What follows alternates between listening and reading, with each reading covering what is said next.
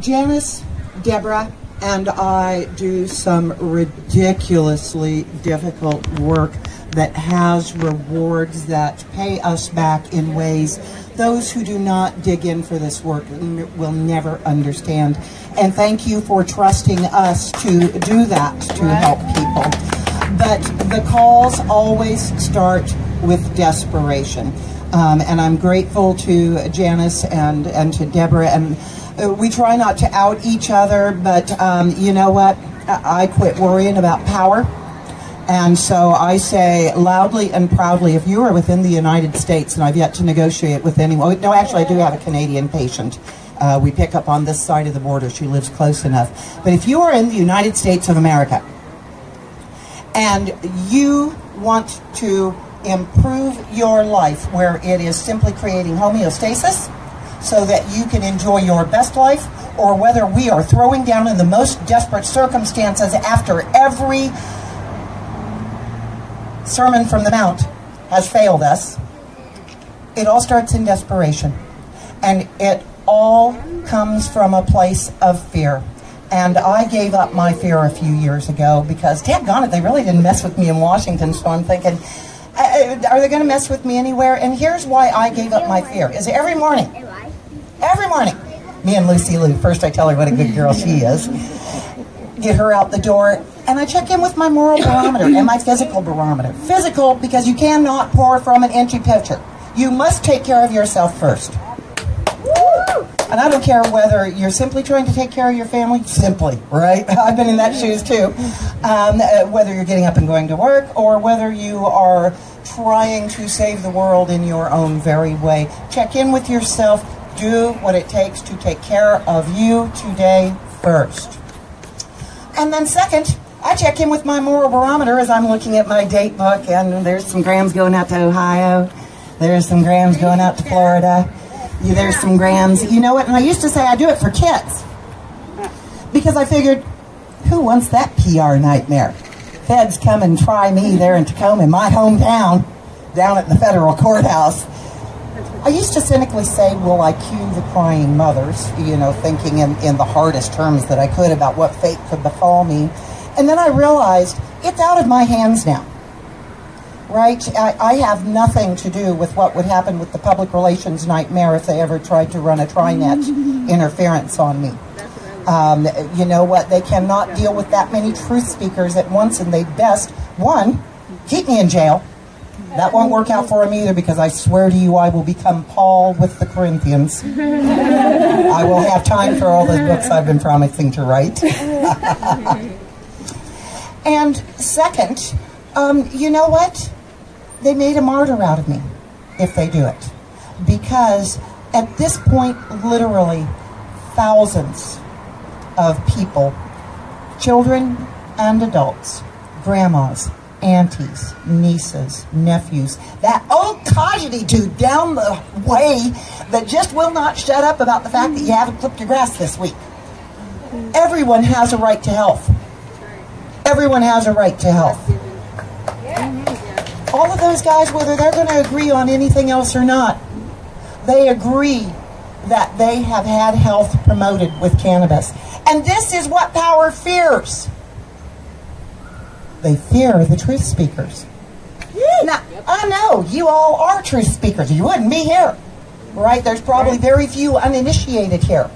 What I am going to challenge you to do is to turn up the love. The only thing that fights fear is love. We are fear-driven in this country. I don't care what side of the political line you sit on. There are industries designed to drop data, designed to make us just be so daggone scared we're paralyzed. To, in fact, turn to our neighbor and say, I love you. Hey, do you need something? You hungry? I got extra spaghetti tonight. It's not much, but it's what I've got to give. In my case, years of outlaw connections make me really quite able to supply The ever-increasing demand. I swear, every year I say, I'm going to take a step back next year. Everyone laughed. You heard all of Washington laugh when I announced I was retiring. All I meant was I was going to let Uncle Sam pay the first $1,000 or so of my bills every month. But I was going to really get busy. Listen, let's get back to fear. Think about this. Fear. Fear of going to hell. Fear of your neighbor looking down their nose at you because you didn't get around to painting your house this year because you were busy maybe paying the bills because, oh my God, we're all in fear of our health care, right? Both in fear of what it'll cost us and in fear of what it'll do to us. Yep. Fear. And I know that you all, at a very least, have a sense of bravery because we're standing here in activism together. You've lost at least some of your fear. Regardless, if you're here, you've lost some of it. I want to challenge you to lose more of it. Because it is the power that oppresses us. That which we would be frightened. And there's really very little we need to be frightened about. If you need a meal tomorrow, come check me out. Because I will feed you. I will.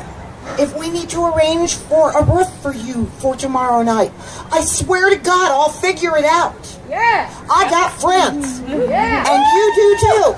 Yeah. Ooh, that looks good. Yes, you do have friends. Thank you so We love much. you. It's medicated. Oh boy.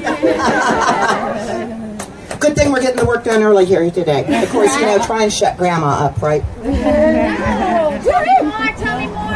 Again. You got stories. I know you do. Oh, I do got good stories too, but here's what I want to challenge you all to do.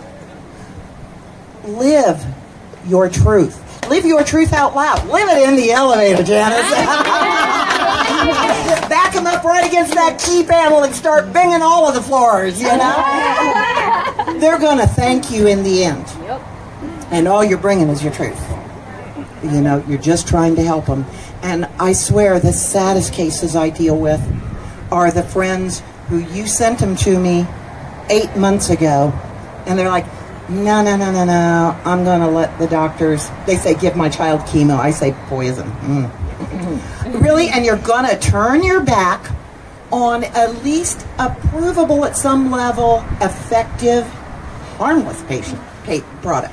So why are they doing, why are we turning our backs on this? Fear. Fear. Back to the phone calls. What's the first thing you hear from your DIPG patients? I'll tell you what the first thing mine is, but I don't want my baby to get high. God forbid they feel that. Already got a fentanyl patch on them. I don't want my baby to get high.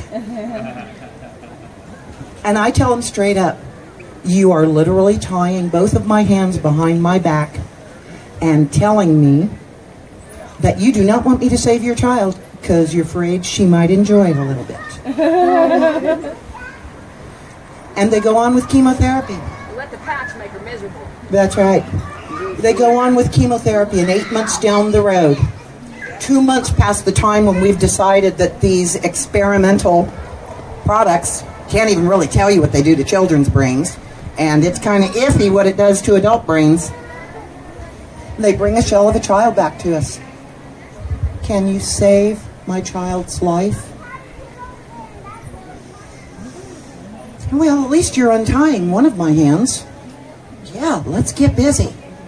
But we create new acolytes. They've let go of their fear because they have nothing left to fear. What are you going to fear when you are looking at your 8-month-old child languishing?